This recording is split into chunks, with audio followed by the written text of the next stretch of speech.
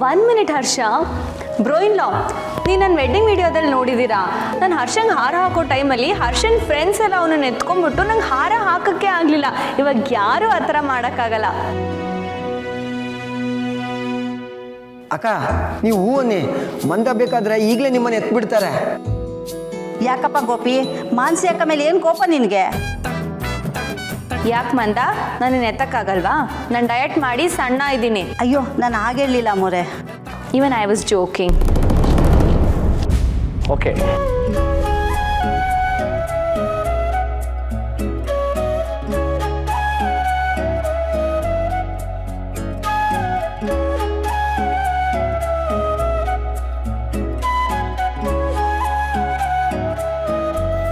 Okay okay okay, ಇದೇ ಖುಷಿಲಿ ನಾನೊಂದು ಅನೌನ್ಸ್ಮೆಂಟ್ ಮಾಡಬೇಕು. ಅನೌನ್ಸ್ಮೆಂಟಾ? ಮಂದ, ಹಾಂ,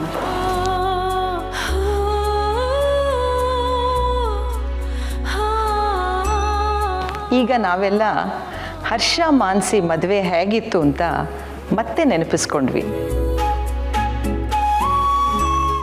ನೆನಪುಗಳಿಗೆ ಎಷ್ಟು ಶಕ್ತಿ ಇದೆ ನೋಡಿ. ಎಲ್ಲರ ಮುಖದಲ್ಲೂ ನಗು ತರಿಸ್ತು. ಅದರಲ್ಲೂ ಮದುವೆ ನೆನಪು ಹೊಸ ಸಂಬಂಧ ಶುರುವಾಗುವಂಥ ದಿನ.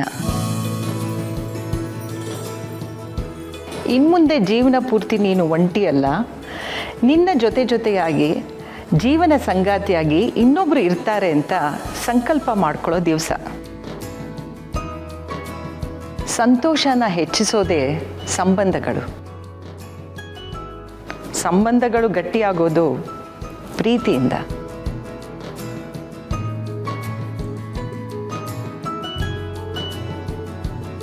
ಸಂಬಂಧದಲ್ಲಿ ಪ್ರೀತಿ ಇದ್ರಂತೂ ಜೀವನವಿಡೀ ಸಂತೋಷ ಇರುತ್ತೆ.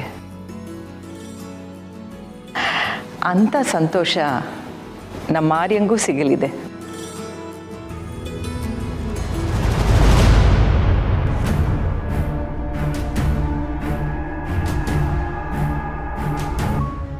ಈ ಮುತ್ತಿನ ಹಾರನ ನಾನು ನನ್ನ ಸೊಸೆಗೆ ಅಂತ ಎತ್ತಿಟ್ಟಿದ್ದೆ.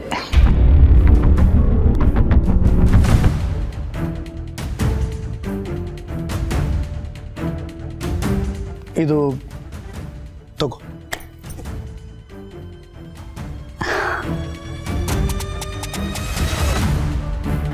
ಈ ವರ್ಷ ಕಳೆಯೋದ್ರೊಳಗೆ ಆರ್ಯ ಮದುವೆ ಆಗ್ತೀನಿ ಅಂತ ಪ್ರಾಮಿಸ್ ಮಾಡಿದ್ದಾನೆ.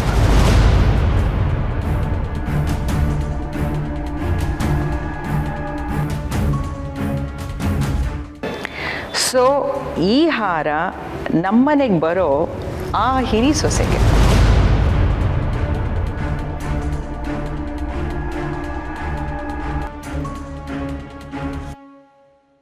ಅಥವಾ ಈ ಹಾರನ ನಾನು ಯಾರಿಗೆ ಉಡುಗೊರೆ ಆಗಿ ಕೊಡ್ತೀನೋ ಆ ಹುಡುಗಿನೇ ಆರ್ಯನ್ ಹೆಂಡತಿ.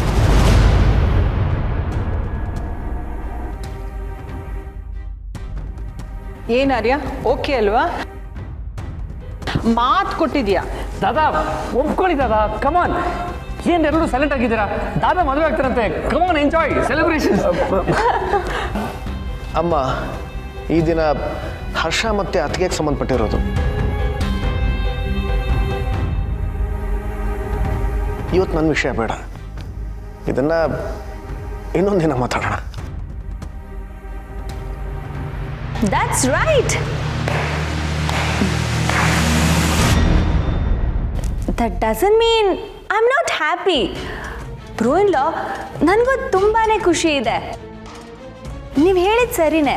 ಹಾಂ, ಬೈ ದ ವೇ, ನೀವು ನಮಗೋಸ್ಕರ ತಂದಿರೋ ಸರ್ಪ್ರೈಸ್ ಎಲ್ಲಿ? ಸರ್ಪ್ರೈಸ್? ಹಾಂ ಬ್ರೋ ಇನ್ ಲಾ, ಮೀರಾ ಹೇಳಿದ್ಲು ನೀವು ನಮಗೋಸ್ಕರ ಏನೋ ಸರ್ಪ್ರೈಸ್ ತರ್ತಿದ್ದೀರಾ ಅಂತ.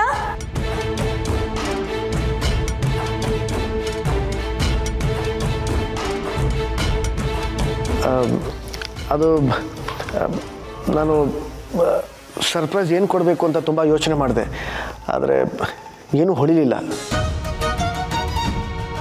ಇರೋದೆಲ್ಲ ಹರ್ಷಂದೆ, ಏನು ಕೊಡಲಿ? ತೇಲಿಸ್ತಿದ್ದೀರಾ ನೀವು? ಗಿಫ್ಟ್ ತರೋಕ್ಕಾಗಿಲ್ಲ ಅಂತ ಸಮಾಧಾನ ಬೇರೆ ಮಾಡ್ತಿದ್ದೀರಾ? ನಮಗೆ ಗಿಫ್ಟ್ ಬೇಕೇ ಬೇಕು. ಅದು ಅಲ್ಲದೆ ಇವತ್ತು ಮಾಮ್ ಇನ್ ಲಾ ನಿಮ್ಮ ಮ್ಯಾರೇಜ್ ಬೇರೆ ಅನೌನ್ಸ್ ಮಾಡಿದ್ದಾರೆ.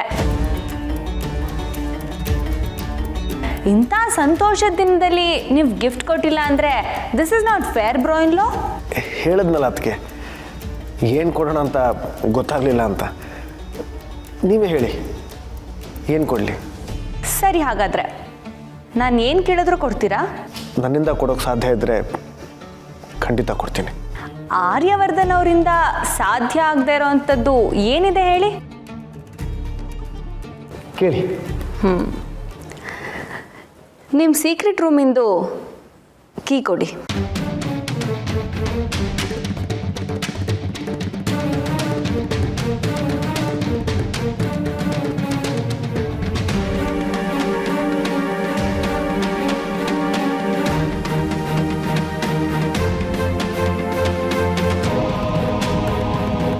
ಅದೇ ನೀವು ನನಗೆ ಕೊಡೋ ಗಿಫ್ಟ್.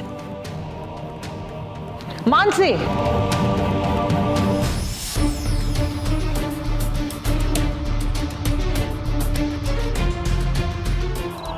ಮಾನ್ಸಿ, ನಿನಗೆ ಯಾವ ಸಂದರ್ಭದಲ್ಲಿ ಏನು ಮಾತಾಡಬೇಕು ಅಂತ ಗೊತ್ತಾಗಲ್ವಾ? ಗಿಫ್ಟ್ ಅನ್ನೋ ಹೆಸರಲ್ಲಿ ಹೀಗ ಕೇಳೋದು?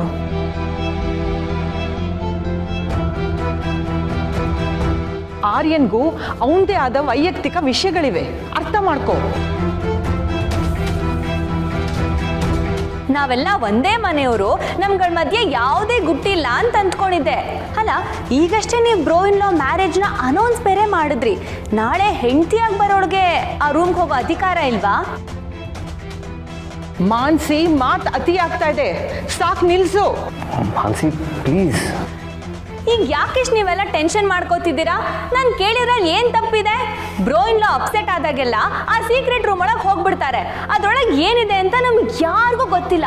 ನೀವು ಹೊಸಮನಿ ಯಾವಾಗಲೂ ಕುಸು ಕುಸು ಅಂತ ಮಾತಾಡ್ತಿರ್ತೀರಲ್ಲ, ಅಂಥದ್ದು ಏನಿದೆ? ಇವ್ರೇನಾದರೂ ತಪ್ಪು ಮಾಡಿದಾರಾ? ನಮ್ಗೆ ಯಾರಿಗೂ ಗೊತ್ತಾಗಬಾರ್ದು ಅನ್ನೋ ಅಂಥದ್ದು? ಇವ್ರು ನಿಜವಾಗ್ಲೂ ಪ್ರಾಮಾಣಿಕರಾಗಿದ್ರೆ ಇವತ್ತೆಲ್ಲ ಸತ್ಯ ಆಚೆ ಬರಲಿ. ಮಾನ್ಸಿ,